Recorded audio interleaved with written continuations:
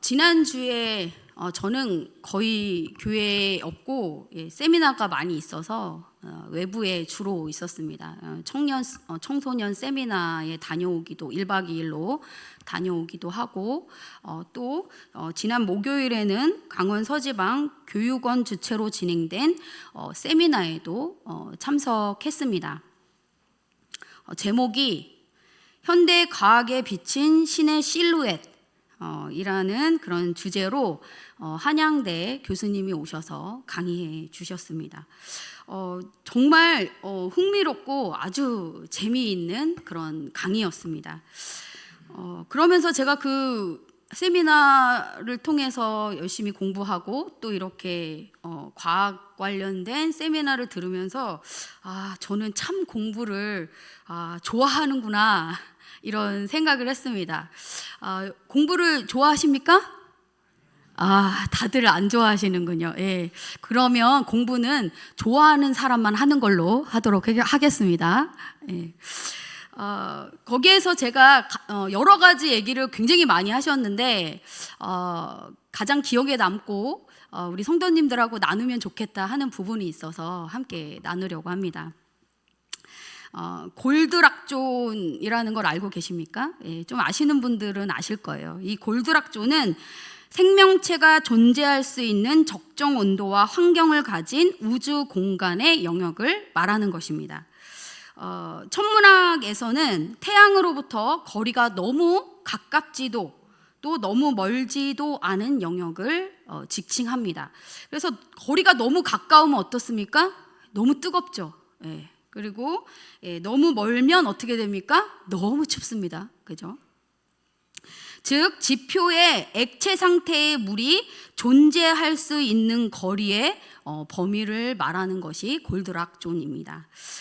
골드락존에 있는 곳은 그 태양계, 골드락존에 포함되어 있는 성은 별은 지구와 화성입니다. 지구는 이 골드락존에 있고 자전을 하면서 이 태양을 거의 원으로 공전합니다. 만약에 반타원으로 공전하면 어떻게 됩니까? 가까워졌다 멀어졌다 가까워졌다 멀어졌다 이러면서 생명이 살기가 굉장히 위태한 그런 지구가 될 것인데 거의 원으로 돌기 때문에 일정하게 태양하고의 거리를 유지할 수 있다는 것입니다. 지구에 생명체가 살 수 있는 것은 물을 가두는 대기권이 있기 때문입니다. 그러나 화성은 대기가 없어서 생명체가 살 수 없습니다. 지구의 대기권은 주로 질소와 산소, CO2 이 정도로 덮여져 있고 또 지구 표면이 물 71%로 구성되어 있는 것을 좀 아시는 분들은 조금 아실 거예요. 그런데 이것이 사실은 과학적으로 잘 설명하기가 어려운 부분이라고 합니다. 또 물이 얼면 고체가 되는데 위에만 얼어서 물 안에 생명체가 보호가 됩니다. 이게 무슨 효과인 거예요?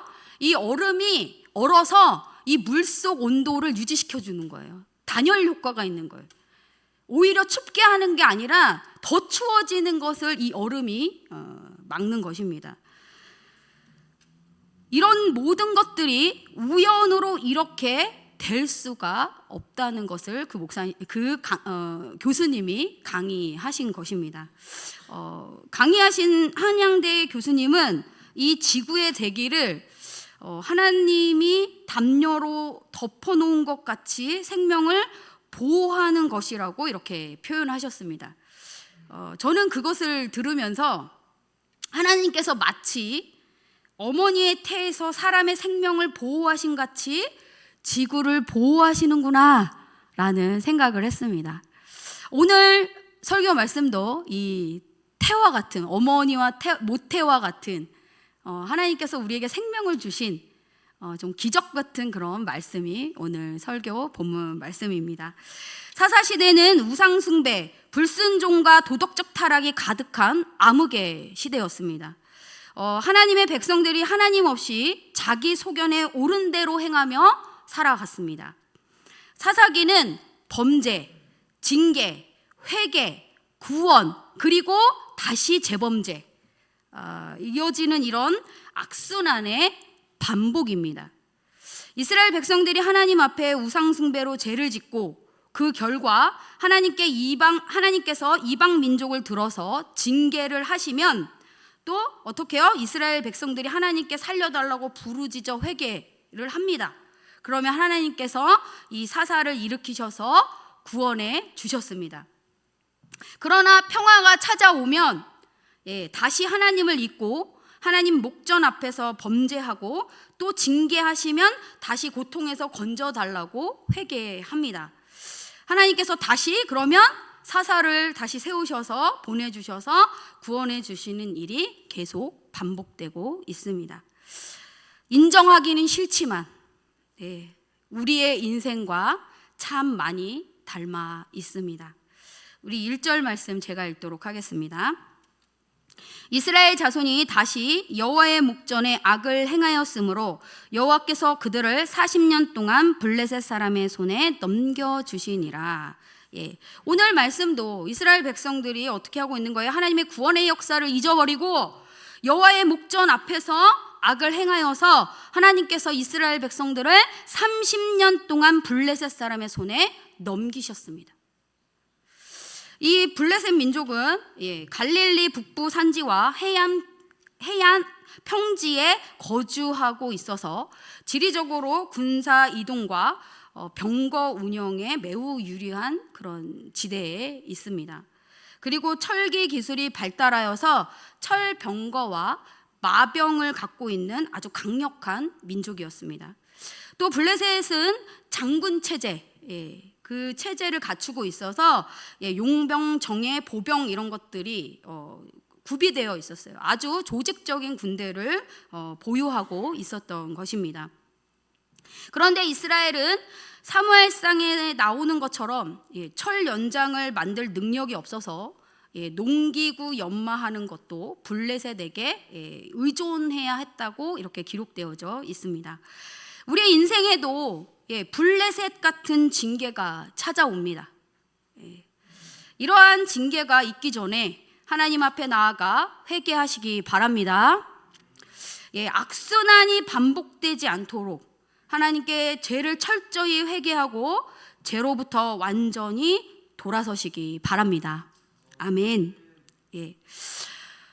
제가 예전에 같이 사역하던 한 목사님이 계셨습니다. 근데 이 목사님은 아주 결혼한 지 10년이 넘어가는 거예요. 그런데 아이가 도통 생기지 않는 것입니다. 그래서 엄청 하나님께 매달려서 기도하고 해도 아이가 잘 생기지 않는 거예요. 그리고 이제 도저히 안 되겠어서 난임센터 시험관 아기를 시도했습니다. 정말 여러 차례 아주 많이 시도를 했습니다. 그런데 너무 안타깝게도 성공을 한 번도 하지 못했습니다. 그래서 이제 더 이상은 희망을 가질 수 없는 그런 상태가 되었습니다.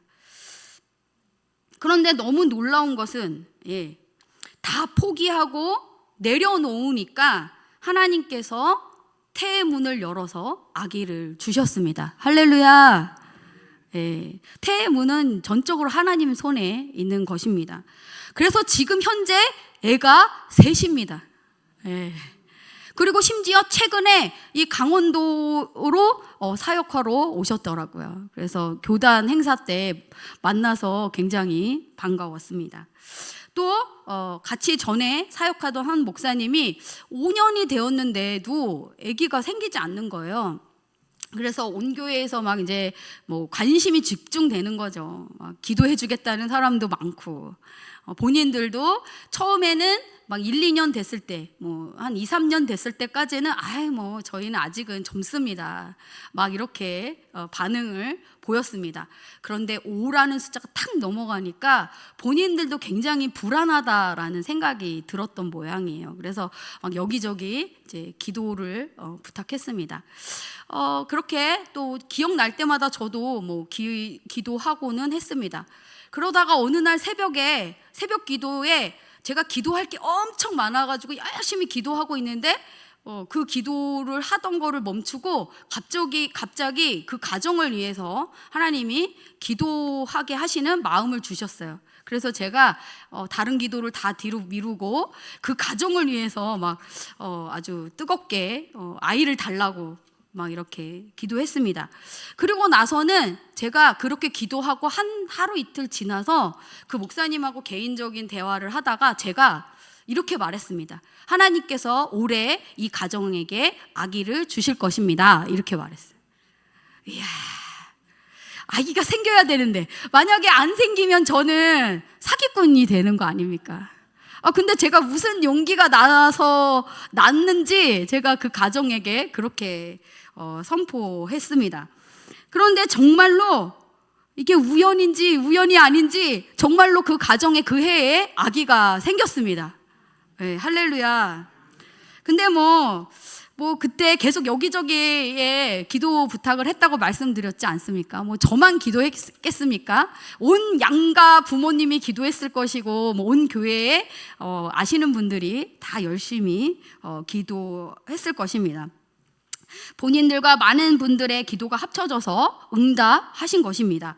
거기에 저도 일부 동참하게 하신 것이지요. 네. 왜 이렇게 하나님께서 용기를 주셔서 그 목사님에게 그렇게 말씀하게 하신 걸까요? 네, 저도 가만히 생각을 해봤습니다.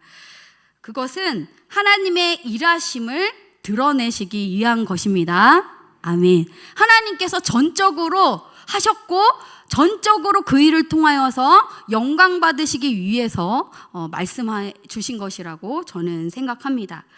그런데 이렇게 항상 기도할 때마다 태의 문이 열리면 좋겠는데 제가 안타깝게도 그렇지 못한 가정이 있었습니다. 예. 정말 사랑하는 신혼부부 가정이었는데 아기가 계속 생기지 않는 거예요. 너무 속상하더라고요, 저도. 그래서 막 열심히 기도해주고. 그리고 나서는 저는 그 교회를 떠나왔습니다.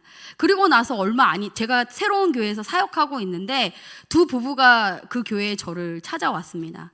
그래서 저한테 기도 부탁을 하는 거예요. 그 기도 부탁이 뭐였냐? 아기를 입양하려고 한다고. 그러면서 그 과정을 저한테 쭉 이야기를 하는 것입니다. 그래서 처음에는 이제 아기를 돌보는 시설에 가서 두 부부가 봉사를 했대요. 그래서 열심히 아기를 씻기고 기저귀를 갈아주고 우유를 먹이고 이런 진짜 그런 시간들로 보냈대요. 그래서 이제 시간이 되어서 이제 아기들을 이렇게 그 부모에게 이렇게 소개를 시켜주는데 다 이렇게 대부분 입양하시는 부모님들의 특징이 뭐냐면 건강하고 예쁘고 똑똑한 아이를 데려가려고 합니다. 그런데 이렇게 소개시켜준 아이 중에 가장 건강이 약하고 평생 그 건강의 약함을 돌봐야 하는 아기가 있었던 것입니다. 그리고 아기가 집에 가서 기도만 하면 계속 그 아이를 놓고 기도를 하게 됐대요, 이 가정이. 그러면서 저한테 그 아기 사진을 이렇게 보여주는데, 목사님, 근데 제가 너무 놀라운 거는 저희 남편 집사님하고 너무 닮았어요, 이렇게 하면서 보여주는 거예요. 근데 진짜 너무 똑같이 생긴, 눈썹이 완전 어떻게 찍은 것처럼 너무 닮은 거예요. 저도 너무 깜짝 놀랐어요. 그래서 같이 기도하자고 하나님이 이 가정에 가장 귀한 생명을 보내달라고 같이 기도했습니다. 그리고 몇 개월 후 그 아이를 이 가정에 입양했습니다. 그래서 지금도 그 아이가 아기 때 데려왔거든요. 그런데 우리 영화부에 막 아기들 계속 오고 있는데 그럴 때 와가지고 지금 초등학생이 되었습니다. 이렇게 태의 문은 전적으로 하나님의 소관입니다. 그 열고 안 열고의 부분은 하나님의 영역이시지만 이렇게 마음으로 낳는 이런 귀한 섬김을 하나님께서는 우리 그리스도인들이 그런 삶을, 그런 섬김을 살기 원하시는 것입니다. 3절 함께 읽겠습니다. 3절 시작. 여호와의 사자가 그 여인에게 나타나서 그에게 이르시되 보라 내가 본래 임신하지 못함으로 출산하지 못하였으나 이제 임신하여 아들을 낳으리니. 네. 갑자기 이 아이가 오랫동안 없었던 이 마노아와 그의 아내의 가정에 이 여호와의 사자가 찾아왔습니다. 그래서 이 아내에게 말하는 거예요. 뭐라고 얘기하는 거예요?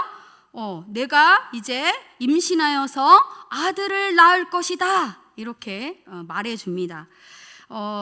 마노아 그 아내가 아기를 놓고 기도했다는 자세한 기록은 오늘 본문 말씀에는 없습니다.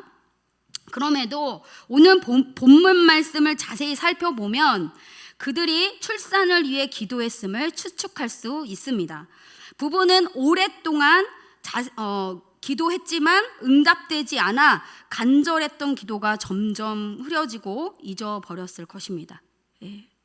하나님 앞에 내려놓은 것인지 지쳐서 포기해 버렸는지 알 수 없는 상황에서 하나님의 사자가 나타나서 태의 문이 열렸음을 전한 것입니다. 창세기 25장 21절. 이삭이 그의 아내가 임신하지 못함으로 그를 위하여 여호와께 간구하매 여호와께서 그의 간구를 들으셨으므로 그의 아내 리브가가 임신하였더니. 네. 이삭이 그의 아내가 임신하지 못하자 아내를 위해서 하나님께 간구 기도를 합니다. 하나님께서 그의 간구를 들으시고 이 아내 리브가가 임신할 수 있도록 해주셨습니다.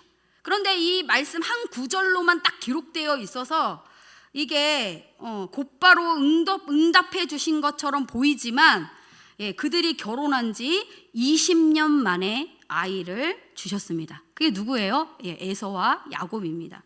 그리고 이렇게 기도했던 자기 아내가 임신하기를 위해서 기도했던 이 이삭 역시도 아브라함과 사라 사이에서 25년 만에 태어난 그런 아들이었습니다. 또 엘가나의 아내 한나도 임신하지 못해 하나님께 통곡하며 기도해서 사무엘을 얻었습니다. 이때 영적으로 흐려져 있던 엘리 대제사장이 이렇게 선포합니다. 평안히 가라. 내가 구한 기도를 허락하시기를 원한다. 이렇게 축복의 선포를 해주는데 이 축복의 선포도 한몫합니다. 하나님은 모든 사람과 모든 상황을 통해서 역사하시고 일하시는 분이십니다. 아멘. 하나님은 어떤 사람이든지 어떤 상황에서든지 하나님의 뜻을 이루실 수 있고 또 그것이 때로는 축복이 될 수도 또 심판이 될 수도 있습니다. 신약의 샤가랴와 엘리사벳 가정은 마노아의 가정과 가장 흡사한 그런 상황이었습니다. 늙어서 아이를 바랄 수도 없고 희망조차 없는 상황에서 세례 요한을 주셨고 이 세례 요한은 광야에서 주의 길을 예비하고 준비하는 하나님의 선지자로 쓰임 받았습니다. 우리 오늘 4절, 5절 말씀 함께 읽겠습니다. 그러므로 너는 삼가 포도주와 독주를 마시지 말며 어떤 부정한 것도 먹지 말지니라. 보라 내가 임신하여 아들을 낳으리니 그의 머리 위에 삭도를 대지 말라. 이 아이는 태에서 나옴으로부터 하나님께 바쳐진 나실인이 됨이라. 그가 블레셋 사람의 손에서 이스라엘을 구원하기 시작하리라 하시니. 아들을 낳을 것이라고 말한 이 여호와의 사자가 마노아의 아내에게 포도주와 독주를 마시지 말고 어떤 부정한 것도 먹지 말고 삼가고 그 낳은 아들의 머리에 삭도를 절대로 대지 말라고 말합니다. 이 아이는 태에서부터 하나님께 바쳐진 나실인이고 그가 블레셋 사람의 손에서 이스라엘을 구원하기 시작할 것이라고 말해줍니다. 민수기 6장 2절 우리 함께 읽을까요? 시작. 이스라엘 자손에게 전하여 그들에게 이르라. 남자나 여자나 특별한 서원 곧 나실인의 서원을 하고 자기 몸을 구별하여 여호와께 드리려고 하면. 민수기 6장에 보면 나실인 규정이 오늘 본문과 동일하게 기록되어져 있습니다. 포도주와 독주 같은 술을 금하는 것은 어떤 뜻입니까? 영적으로 항상 깨어 있으라고 말하는 것입니다.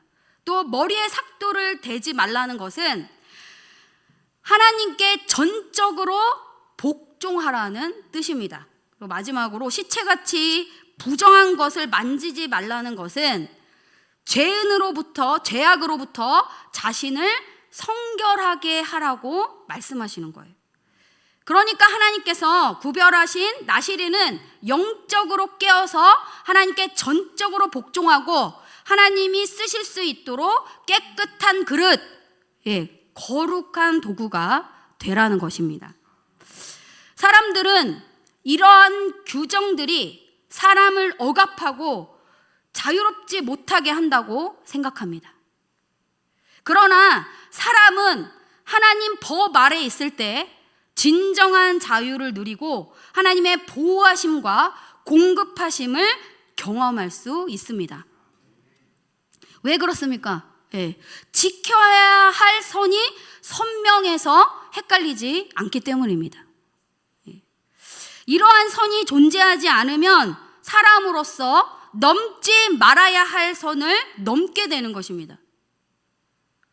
위험한 공사가 진행되는 공사장에 제대로 우리가 잘 알고 있는 바리게이트, 이런 거를 쳐주어야 안전합니다. 정확한 발음은 베리게이드더라고요. 베리게이드는 길을 막기 위해 세운 장애물이나 장벽을 말하는 것입니다. 보기에는 걸리적거리고 불필요한 것처럼 보이지만 침입을 막고 방어용 장벽이 되는 것입니다. 영적 베리게이드는 무엇입니까? 하나님의 말씀입니다. 아멘. 우리는 하나님 말씀 안에서 살아가야 합니다. 우리는 하나님께 바쳐진 나실인들입니다. 하나님의 말씀으로 선을 지키며 살아가시는 성도들 되시기를 주님의 이름으로 축복합니다. 아멘. 또 오늘 말씀 4절을 자세히 보면 태어날 아기가 나실인인데 아이를 임신한 마누아의 아내에게 이 규정을 지키라고 말하고 있습니다. 왜요? 부모의 삶이 자녀들에게 직결되기 때문입니다. 부모의 신앙과 삶이 자녀들에게 엄청난 영향을 준다는 것이지요. 부모인 우리가 나실인으로서 하나님의 말씀에 순종하고 거룩한 삶을 살아갈 때 우리에게 맡기신 자녀들을 영적 나실인으로 잘 세워갈 수 있습니다. 그런데도 불구하고 예외의 경우는 있습니다. 구별된 영적 부모로 살아서 자녀들을 영적 나실인으로 세우시는 모든 성도들 되시기 바랍니다. 아멘. 8절. 마노아가 여호와께 기도하여 이르되 주여 구하옵나니 주께서 보내셨던 하나님의 사람을 우리에게 다시 오게 하사 우리가 그 낳을 아이에게 어떻게 행할지를 우리에게 가르치게 하소서 하니. 마노아의 아내가 이 마노아에게 가서 남편 마노아에게 가서 하나님의 사람이 자기에게 와서 한 말을 그대로 다 전합니다. 마노아가 그의 아내의 얘기를 다 듣고 여호와 하나님께 기도하여 주께서 보내셨던 하나님의 사람을 다시 보내주셔서 자기들이 낳은 아이에게 어떻게 행할지를 가르쳐 달라고 구합니다.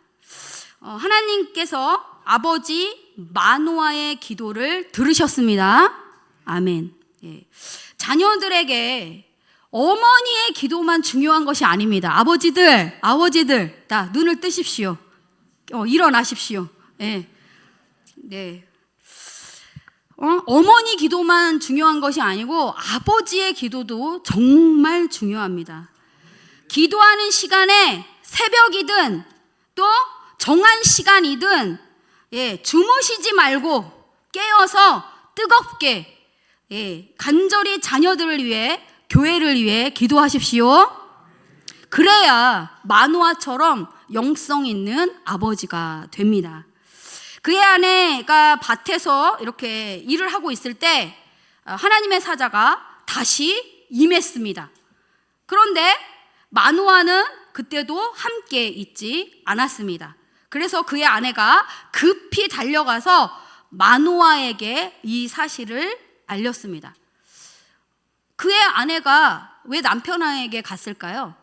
자기 남편이 이것을 위해 기도한 것을 아내도 알고 있었던 거예요. 이 말은 뭐예요? 어머니도 아버지도 함께 기도 제목을 나누고 함께 기도했다는 거예요. 그러니까 지금 기도가 응답되니까 그 순간에 남편을 부르러 간 것입니다. 그러면서 이제 마노아가 이제 아내를 따라가서 그 사람에게 아이가 태어날 것이라는 말이 반드시 이루어질 것을 원한다고 말하고, 또 아이를 어떻게 기르며 어떻게 아이에게 행해야 하는지를 묻습니다. 여호와의 사자가 마노아에게도 그의 아내에게 말한 것 같이 동일하게 얘기하면서 그 명령한 것을 다 지킬 것이라고 대답해 줍니다. 지금 뭐 전혀 다른 얘기를 하지 않았어요. 이 아내에게 했던 그 얘기를 마노아에게도 똑같이 얘기해 주고 있습니다. 그러면 마노아는 왜 이렇게 한 번 더 찾아오게 해달라고 기도했을까요? 자기가 직접 확인하고 싶었던 거예요. 직접 체험하고 싶었고 직접 경험하고 싶었던 것입니다. 그러니까 아버지들, 아내 보고만 자꾸 기도하라고 하지 마시고 아버지들도 직접 기도하시고 아버지들도 직접 이런 영적 체험을 하셔야 된다는 거예요. 하나님께서 믿음의 부모에게 원하시는 것은 자녀에게 거룩한 본을 보이는 것입니다. 또 하나님께 기도하며 계속 묻는 것입니다. 지금 마노아가 하나님의 사자에게 어떻게 하고 있습니까? 계속 묻는 거예요. 또 묻는 거예요. 기도하면 하나님께서 응답해 주시고 지혜를 주십니다. 아멘. 가장 문제가 무엇입니까? 믿음의 부모가 하나님께 묻지 않고 기도하지 않는 것입니다. 자녀 양육을 위해 평생 기도하며 인도하심을 받으시기 바랍니다. 여기는 청년들도 있습니다. 앞으로 결혼할 배우자를 위해서도 기도하고 또 그 가정을 읽었을 때 평생 자녀 양육을 위해서 기도하고 인도함 받으시기 바랍니다. 이미 늦은 게 아닌가? 늦지 않았습니다. 하나님께서 약속하셨는데 우리의 기도를 반드시 들으시고 반드시 응답해 주신다고 약속하셨습니다. 기도할 게 얼마나 많습니까? 근데 왜 기도할 게 없다고 하시는 거예요, 도대체? 얼마나 많은데. 15절, 마노아가 여호와의 사자에게 말하되 구하옵나니 당신은 우리에게 머물러서 우리가 당신을 위하여 염소 새끼 하나를 준비하게 하소서 하니. 마노아가 너무 고마운 거예요. 자기가 직접 이 여호와의 사자를 경험하니까 막 영적 체험이 되는 거예요. 막 뜨거운 마음이 부어지는 거예요. 감사가 막 부어지는 거예요. 그러니까 그 사람을 위해서 내가 대접할 테니까 좀 기다려달라, 이렇게 말하고 있습니다. 그랬더니 여호와의 사자가 마노아에게 자신은 그가 준비한 음식을 먹지 않을 것이고 번제를 준비해 마땅히 여호와께 드리라고 말합니다. 하나님께 영광을 돌려라 라고 말하고 있는 것입니다. 마노아는 그가 여호와의 사자, 하나님이 아니라 선지자라고 생각했습니다.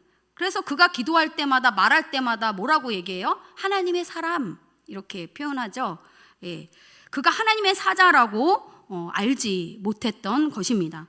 마노아가 그에게 그의 이름을 물어봅니다. 하나님의 사자가 마노아에게 자신의 이름은 기묘자라고 밝힙니다. 이사야 9장 6절 우리 함께 읽겠습니다. 시작. 이는 한 아기가 우리에게서 낳고 한 아들을 우리에게 주신 바 되었는데 그의 어깨에는 정사를 메었고 그의 이름은 기무자라 모사라 전능하신 하나님이라 영존하시는 아버지라 평강의 왕이라 할 것임이라. 아멘. 이거 누구를 나타내는 말씀입니까? 잘 아시는 말씀이잖아요. 예수 그리스도. 그러면 여호와의 사자는 누구이십니까? 예수 그리스도이십니다. 하나님이십니다. 아멘. 기묘자는 사람이 측량할 수 없이 크신 분이라는 뜻이에요. 그분은 바로 하나님이십니다. 아멘. 마노아가 염소 새끼와 소제물을 가져다가 바위 위에서 여호와께 제사를 드릴 때 불꽃이 제단에서부터 하늘로 올라가는 동시에 여호와의 사자가 제단 불꽃에 휩싸여 올라가는 이적을 보게 됩니다. 불꽃과 함께 이 여호와의 사자가 흔적도 없이 사라진 거예요. 마노아와 그의 아내가 그것을 보고 얼굴을 땅에 대고 엎드립니다. 마노아가 그제서야 그가 하나님 여호와의 사자인 줄을 알게 되었고 두려워하며 그의 아내에게 우리가 하나님을 보았으니 반드시 죽을 것이다 라고 말합니다. 근데 그의 아내가 이렇게 말하는 거예요. 마노아에게 여호와께서 우리를 죽이려고 하셨다면 우리 손에서 번제와 소제를 받지 않으셨을 것이고 또 이 모든 일도 보이지 않으셨을 것이며 또 이런 말씀도 우리에게 이르지 않았을 것이라고 말합니다. 이럴 때는 아내의 믿음이 더 담대합니다. 아버지의 믿음이 더 큰 가정들 되시기 바랍니다. 아멘. 아버지의 기도가 더 넘치는 가정 되시기를 주님의 이름으로 축복합니다. 아멘. 우리 24절, 25절 말씀 함께 읽겠습니다. 시작. 그 여인이 아들을 낳음에 그의 이름을 삼손이라 하니라. 그 아이가 자라매 여호와께서 그에게 복을 주시더니 소라와 에스다올 사이 마하네단에서 여호와의 영이 그를 움직이기 시작하셨더라. 아멘. 그 여인이 아들을 낳고 이름을 무엇이라고 지었다고요? 삼손이라고 지었습니다. 자녀의 이름을 지을 때는 굉장히 신중하셔야 돼요. 그 속담도 너무 잘 만든 것 같아요. 이름대로 된다. 이름대로 됩니다. 제 이름이 영실인데 무슨 의미라고요? 영화로운 열매. 성령의 열매입니다. 성령의 열매. 근데 저희 아버지가 크리스찬이시라고요? 아닙니다. 그런데 영화로운 열매입니다. 이름을 잘 지어 주셔야 됩니다. 이 삼손의 이름의 뜻은 작은 태양, 빛의 자녀라는 뜻입니다. 그 아이가 빛의 자녀로 잘 자라나게 되고 여호와께서 그에게 복을 주시고 또 여호와의 영이 삼손을 움직이기 시작하셨습니다. 하나님의 사람들은 우리는 다 어떤 존재라고요? 나는 영적 나실인. 한번 말해볼까요? 시작. 나는 영적 나실인. 우리는 영적 나실인이에요. 이런 하나님의 사람들은 여호와의 영이 움직이는 사람들입니다. 내 마음대로 사는 사람들이 아니에요. 내가 말하고 싶은 대로 뱉고 내가 하고 싶은 대로 행동하고 또 좋은 말만 하면 참 좋겠는데 자꾸 문제될 만한 얘기들을 막 그냥 생각해 주는 것처럼 하고, 이거 하나님 정말 안 기뻐하십니다. 이제 그만하세요. 이제 그만. 오늘 새벽에 오늘 여호수아 말씀 살펴보고 있거든요. 그런데 여리고성 도는 그런 말씀의 본문으로 설교를 들었습니다. 거기에서 제가 굉장히 은혜 받았던, 퀴티를 하면서도 굉장히 은혜 받았던 것이 뭐냐면 침묵하라. 아무 말도 하지 말고 어떤 소리, 어떤 음성도 내지 마라, 이렇게 성경에 기록되어져 있습니다. 이게 참 어렵죠. 참 어렵습니다. 그럼에도 해내셔야 합니다. 왜 하나님께서 그렇게 하셨다고요? 그 여리고 성을 무너뜨리시기 위해서 하나님께서 일하심이 전적으로 드러나게 하기 위해서. 그런데 우리가 말로 침묵하지 않고 막 다다다다다다 해버리면 어떻게 되는 거예요? 여리고가 무너지는 게 아니라 우리 가정이 무너지고 우리 교회가 무너지고 우리 나라가 무너지고 열방이 무너지는 것 같은 거예요. 다 이제부터 말도 가라면 가고 하라면 하고 하지 말라면 하지 않고 서라면 서고 이렇게 여호와의 영이 움직이심을 따라 순종하는 모든 성도들 되시기를 주님의 이름으로 축복합니다. 아멘. 기도하겠습니다.